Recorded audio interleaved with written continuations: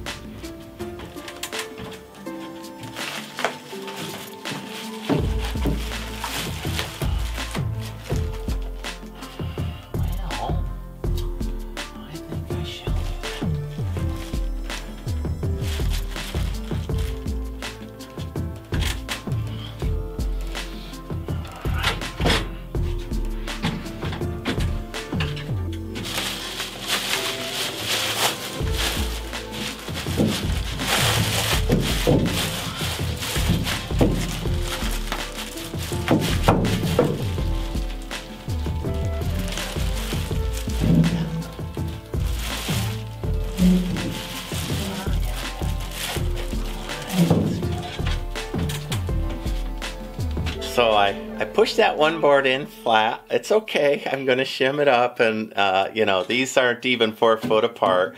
So between I'll have 5 4x4s against a steel roof, pushing back, and then as I load it down with concrete, I'll have a stick in here to measure the deflection. And if it starts getting a little weird, I'm just going to come in and just temporarily reinforce these with you know, center beams down the middle while I add concrete, and that's all it's going to take. I don't think it'll deflect at all. These posts that you see here, I've tried to make them land on a cross piece each and every time. And in addition, they're slightly resting on the metal sill plate that's all the way around. But even over that metal sill plate is 5/8 inch plywood, and there might even be 2 layers. When I drill through it, it's very thick. It feels like it's almost an inch thick. So lots of structural support going down through here. I really don't have a problem with the concrete. In fact, early on I was going to use perlite, lighten the concrete a little bit, but the more I research dry pouring, the more I think that that is the kind of ideas that will get me ahead on this build. I feel like I'm still a little bit behind. I know I'm ahead of other builders in this area, big like Tilson Homes and big companies that are building stick-built houses. I have the same barriers they do, even worse. I can't buy gravel in this county because it's all reserved for the big corporations, and you know, I have to buy stuff when I find it on a good deal. So, but I think that I'll be in this bedroom, in this master ensuite, within a year. And most of the house, I'm going to guess 60% of it will be built. And then I have a galley kitchen. Listen, it's just me out here. So, you know, I could get by with a camp stove and solar heater and some other things like that. But I want it to be nice. I want it to last 1,000 years. Anyway, you see what I did there? I pushed a board in. Now I'm going to rotate this board that you see right behind me and put it up so that I've got structural energy against the roof. I've moved the foil around so as I twist it, the foil will move the right direction. I won't be tearing the foil. And then the board that's over on the end, still out for debate whether or not I'm going to cut that down and make it fit. But I honestly don't think so. I think that I'm going to leave it where it is and toenail it in and tie it off right there with a shim so that I have the support. But let's rotate this one.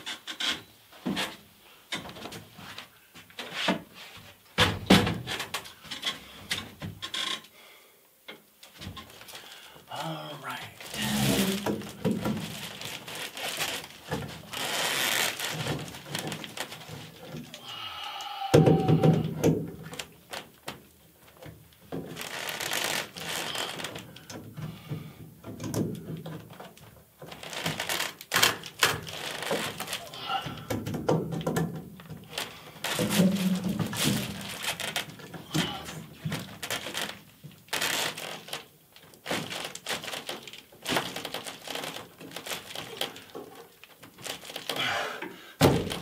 You can do it. I did it the other day.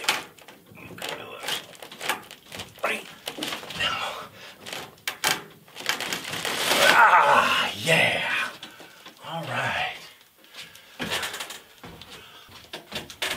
So roughly the rafter ties are going to be on 24-inch centers. Again, I have a steel roof above me, right? So this is not structural for stick built, but listen, I'm already way ahead. This thing already weighs 80,000 pounds, and you can stack 10 of these on top of this container. 10. So what's that? 800,000 pounds of pressure.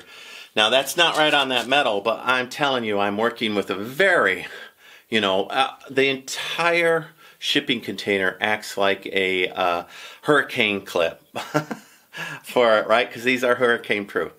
So the timbers are all tied in to the outer structure. So that's why here the rafter ties on 24s. I'm not worried about it. Yeah, I'm way above design specs already. I just don't want a lot of deflection.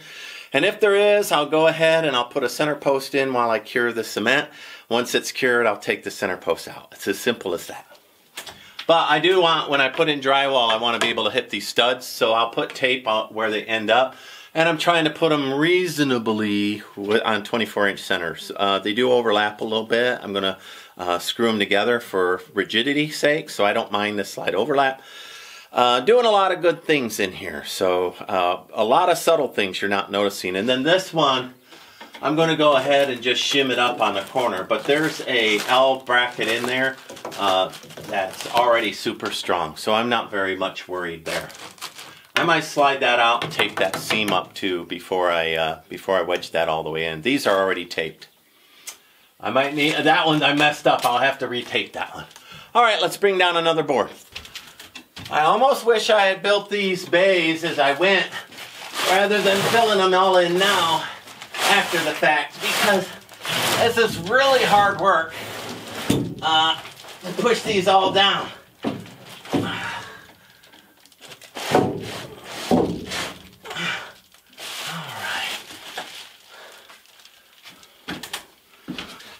I guess I should take a minute to talk about why everything lines up so well for me, because a lot of engineering went on this way before what you see me doing now. So this is what's called a high cube. So it's 9'6" on the outside, right? So it's not 8 foot high. It's bigger than that. So when I take these standard rough cut cedar posts, they're all 8 foot. And then I put a true dimensional 2x4 underneath it, cut to it, so it lifts it up a little bit. And then these posts go on top, and they're almost a dimensional true 4x4. So in general, when I stack all of those tolerances together, in general it gives me 3.5 inches between the main rafter and the rafter ties. Well, that's just enough for me to stand it up. But listen, I've got to use this, and I did have a pipe wrench, and that pipe wrench was easier. I misplaced it, or it's at another job site. So now I'm using these C-clamps, and I turn that board, and the last little bit it fights me on, because, you know, the board is square, so the corners grab a hold of it. But when I'm done, between the bubble wrap and the tolerances that I stack together, a regular, modern 3.5 inch by 1 3/4 inch 2x4 fits perfectly. So all that engineering I had put in when I first started. So if you're going to timber frame the inside of your Conex, you can do the same thing, but you'll need to lift the post, or you can buy, you know, I could have bought or cut them to the right size 4x4 by 10 foot post and cut them to the right size. But I just shimmed them with little bits of dimensionally true 2x4, so it's a real 2 inch. And when I stack all those tolerances together with the bubble wrap, I can get these ties in there. I don't have to cut them, which is terrific. So let me rotate this one so you can see me rotating it. All right.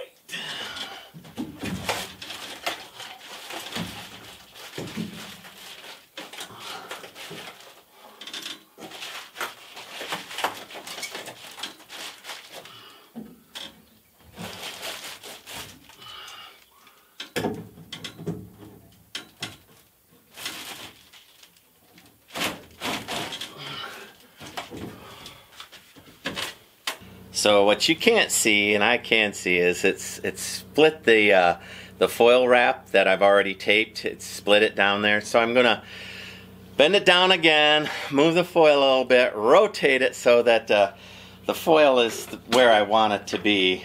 I probably don't need to do any of this work. It's probably just busy work, but I'm here. I can do it. The bay is what I'm working on today, so why not make it right, right? Alright, well, let's take a look here at this work so you can see what I'm doing up close. So you can see as I scooch things around that, let me move this board. Wow. Move this board out. Let me move this board out a little bit. See how the foil has been pushed back? Listen, I'm not going to be able to pull that back or do anything else. But I am going to take another piece of foil and cut it and put it in place and tape it in so that I have what I'm effectively calling a vapor barrier in here. Now, I'm going to do one more layer of insulation in here, and that will be rock wool insulation. Because I don't know how fast I'll get the adobe done and therefore the poured concrete completed on the top, but I'm not expecting to get it done right away, right? Especially as a one-man build. Looking good though, that looks good. That one's a little wrinkly. But you can see those rafter ties are coming in real nicely. I've got those all the way done to there, and then I need one more in there. So let's go ahead and get that foil set up so that I feel good about insulation. All right, I've got plenty of room up here for, you know, a little extra insulation. It won't hurt a thing, but I do want to keep moisture from condensing on the metal. Again, I'm after a 1,000-year house, so as dry as I can keep the metal. It's already epoxy painted, and then I covered it up again with rust conversion. And so then I'll run a dehumidifier inside of this part, and I'll use that water. I'll collect that water for drinking water, potable. So at least long after I'm done, this thing will still be around.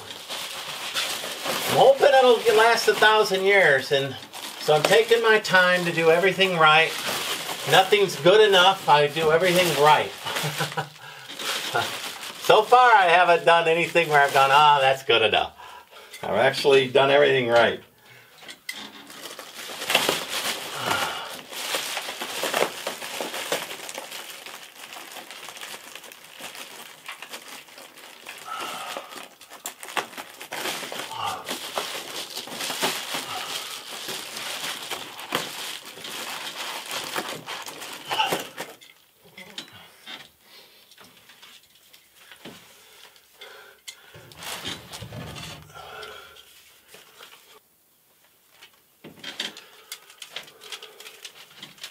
So this is aluminum foil tape that I'm putting around the seams.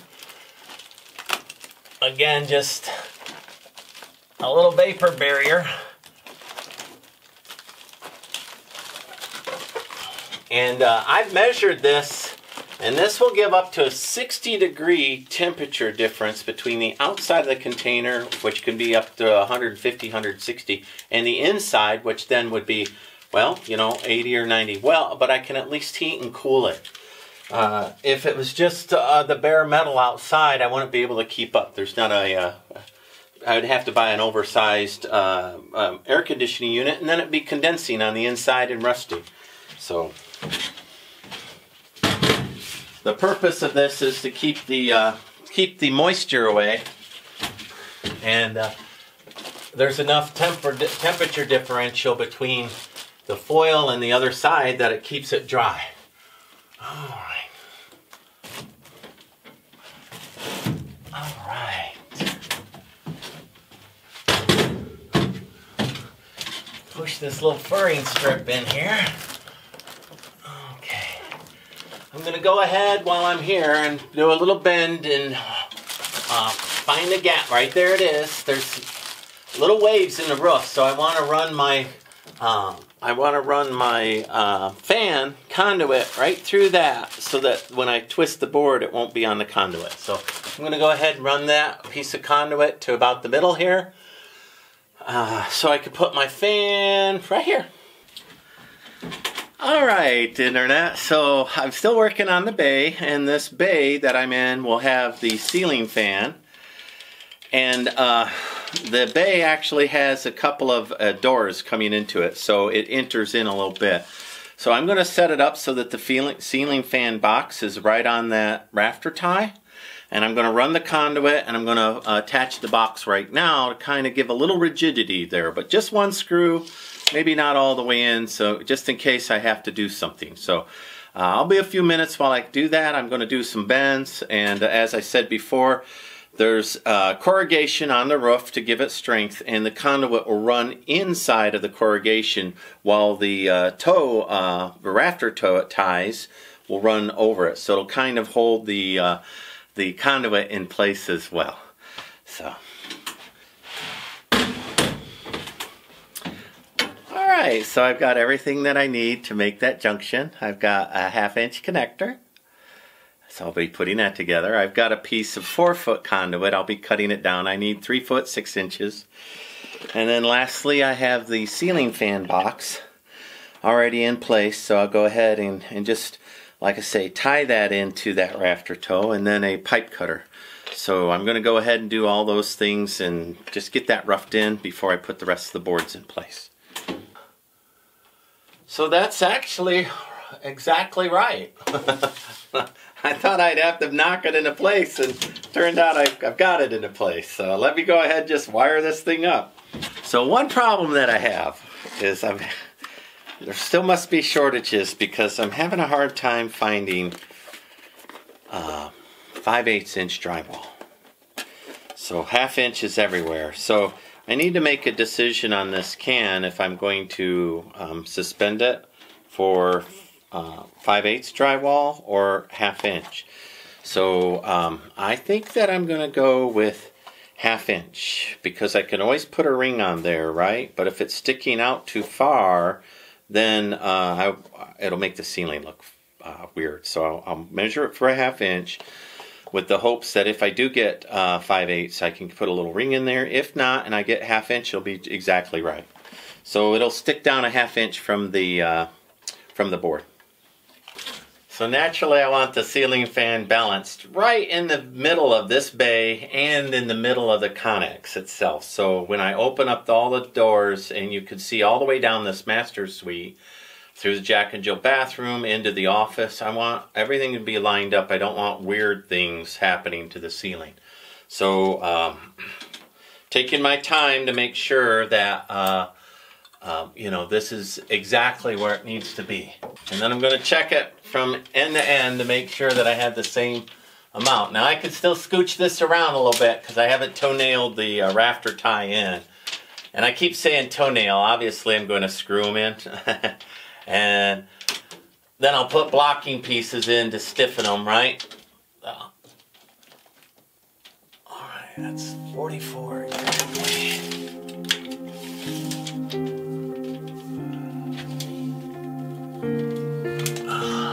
That's 44. It's there. Alright.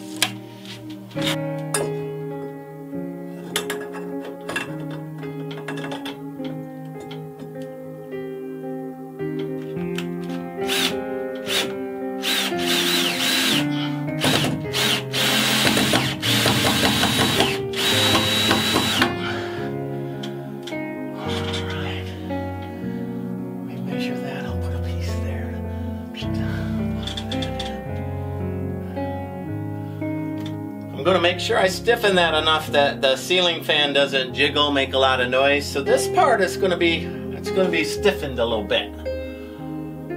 We go ahead and finish running the conduit.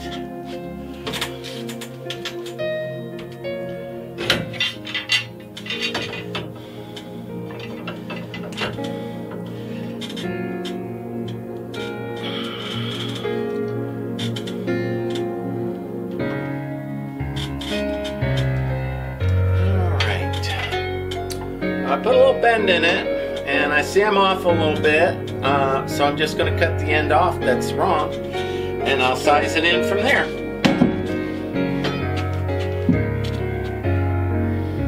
And when I do the final cut, I'll put the piece on so that I'll even have the distance that I need for the fittings.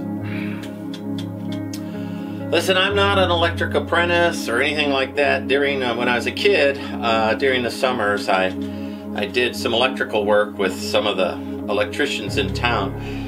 Mostly just pulling wires, but I did a little bending.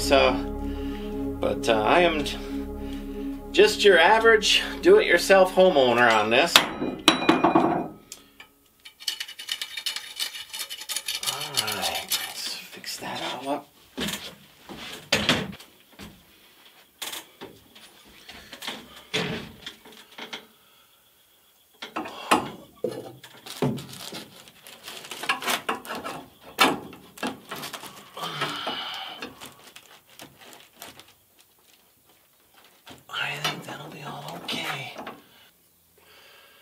I really need to find a better screwdriver. I stuck myself tightening one of these things. I got a slight, years ago, a county commissioner out here ran me over, left me for dead. Of course, being Texas, the police covered for him. And the upshot of it is, to this day, I've got neurological damage, and that guy got away with it. Years later, 10 years later, they finally fired him for failure to do his job after he tried to run over a police officer on another DWI. He jumped through the fence. This is after he ran me over, left me for dead. He jumped his car through a fence, got it hung on a post. When the police showed up, he tried to murder the police in this county. And then Bastrop County being what it is, everybody made it go away. So now the guy's retired, and I'm the one with neurological damage, and he's a frickin' alcoholic. Welcome to Texas, y'all. Alright, I got a slight bend in there. Now it'll just go in. Alrighty. Yeah, love it when a plan goes together.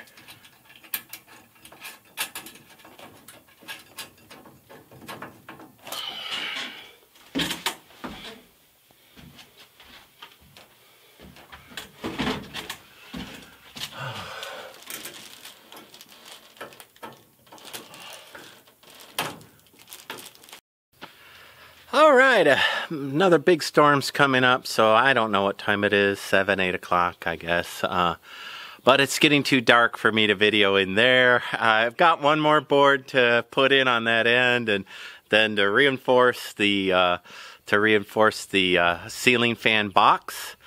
I have decided I'm going to put the canister boxes in and run the wires, and then just put plates over them so I don't damage them while I'm cutting out the drywall around the box, because I want to test all those ceiling cans.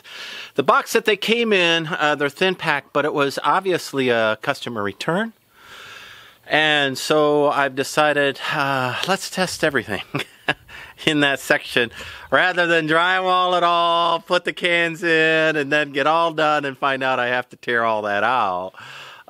So I'm going to temporarily wire things in, and I don't want people complaining about my pigtails and I'm just going to put plugs on the end of my wires, temporary. It's just a test, just to make sure everything turns on. That's all it'll be. But it's getting too dark for me to continue to work in there. I don't like working on a ladder in the dark anyway. So I want to thank everybody. Like, subscribe, follow me along. I almost got that bay done, but the storm is going to push the sky away from me, and it'll be too dark. And even if there's a moon, I won't have it. And I do have a light on, electric in there, and I do turn on lights occasionally. But I don't work on a ladder and electricity. I'm working a full-time job anyway, so, this is a lot of hard work for me. So in the evening, I listen to Mother Nature and the rhythm of life and give up.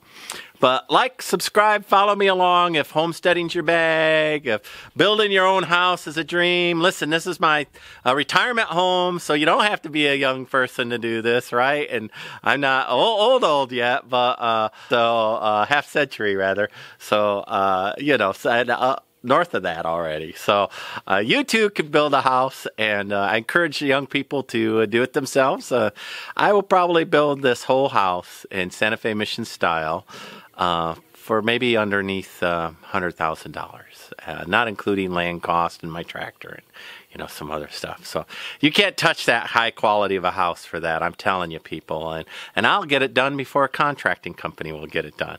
So and I'm not even working on it full time. It's my evening job, my weekend job. So anyway, like, subscribe, follow me along. If you too have hopes and dreams of building a debt-free house. Thank you much. Bye.